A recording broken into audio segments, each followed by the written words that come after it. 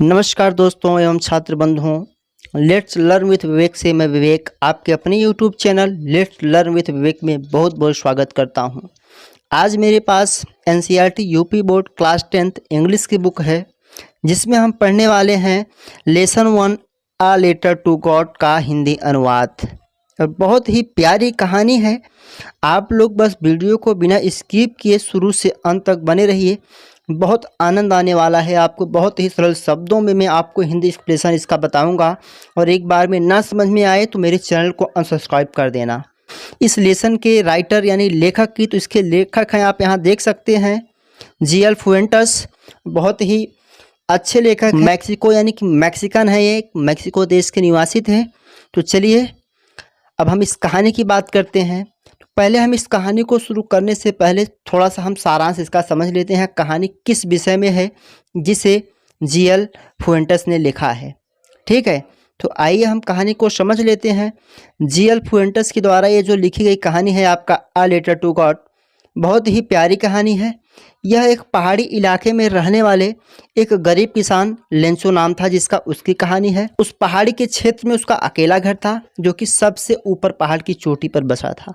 ठीक है, लेंचो के घर में, परिवार में उसके बच्चे, उसकी औरत और लेंचो था। लेंचो के घर से जो है कि पहाड़ के नीचे की तरफ नदी और खेतों में पके हुए मकई के फसलों को अच्छे से देखा जा सकता था। लेंचो जो है कि अपने खेतों में मकई की फसल उगाया था, और उसकी फसल को थोड़ा पानी और पानी के बौछार की आवश्यकता थी। इसी आस में वह फसल को देखते हुए बादलों को निहार रहा था कि शायद भगवान उसके ऊपर तरस खाएगा और उसके खेतों में पानी बरसेगा। और लेंचो जो है कि इसी आस में बैठा था। जैसा कि उसने जो इस तरह की भविष्यवाणी की थी, कुछ ही पल बाद पानी बरसने लगा, और साथ ही साथ तेज हवा बही, और हवा के साथ साथ ओले गिरना शुरू हो गए, और जिससे कि उसकी पूरी की पूरी फसल बर्बाद हो गई। अब वह चिंतित था कि अब उसका परिवार कैसे चलेगा, क्योंकि किसान था। तो वह चिंतित था, और वह कहता है अपने बच्चों से, अपने परिवार से, अपनी पत्नी से कि शायद इस वर्ष हमारा परिवार भूखा रह जाएगा। उसे बस एक ही आस थी, भगवान से मदद की। भगवान को 100 पैसे के मदद के लिए पत्र लिखता है, और उसमें लिखता है कि भगवान, ओलों ने मेरी फसल को बर्बाद कर दिया है, मुझे 100 पैसे की आवश्यकता है ताकि मैं अपने इस वर्ष अपने परिवार का पालन पोषण कर सकूं, साथ ही साथ अपने खेतों की फिर से बुवाई कर सकूं। ऐसा है उसने पत्र में लिखा, और ले जाकर के पोस्ट ऑफिस में मेल कर दिया। और जो है कि इस मेल को वहाँ का एम्प्लॉय, वहाँ का अधिकारी लेता है और ले जाकर के अपने मैनेजर को थमा देता है। मैनेजर थोड़ा मोटा हट्टा कट्टा था।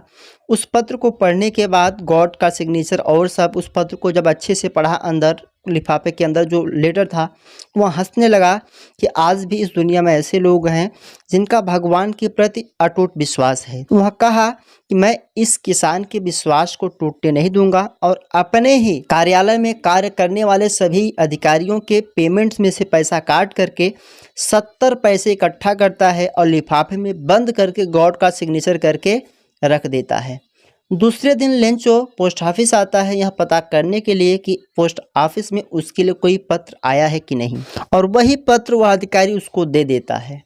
जब लेंचो उस लेटर को, लिफाफे को खोलता है, उसमें उसको 70 पैसे मिलते हैं। गिनने के बाद वह थोड़ा चिंतित होता है, और फिर से जो है कि एक लेटर भगवान को और लिखता है, और उसमें यही लिखता है कि भगवान, आपने जो मुझे 100 पैसे भेजे थे, उसमें से 30 पैसे इन कर्मचारियों ने चुरा लिए हैं, और अगली बार जब आप बाकी के मेरे 30 पैसे भेजिएगा, यहाँ मेल न करके डायरेक्ट मेरे घर भेजिएगा, क्योंकि पोस्ट ऑफिस में जितने भी अधिकारी हैं सब के सब डाकू हैं। यही कहानी है। तो चलिए हम सिलेबस पे चलते हैं, सिलेबस में क्या दिया है। तो चलिए सिलेबस को शुरू करने से पहले मैं आप सभी से आग्रह करता हूं कि अगर आप वीडियो को देख रहे हैं तो स्किप नहीं करिएगा। अगर एक भी पॉइंट छूट जाएगा तो आप कहानी को समझ नहीं पाएंगे। हम आप सभी से एक निवेदन करते हैं कि अगर आप हमारे चैनल पे नए हैं तो चैनल को सब्सक्राइब कर वीडियो को लाइक, शेयर और कमेंट करिएगा।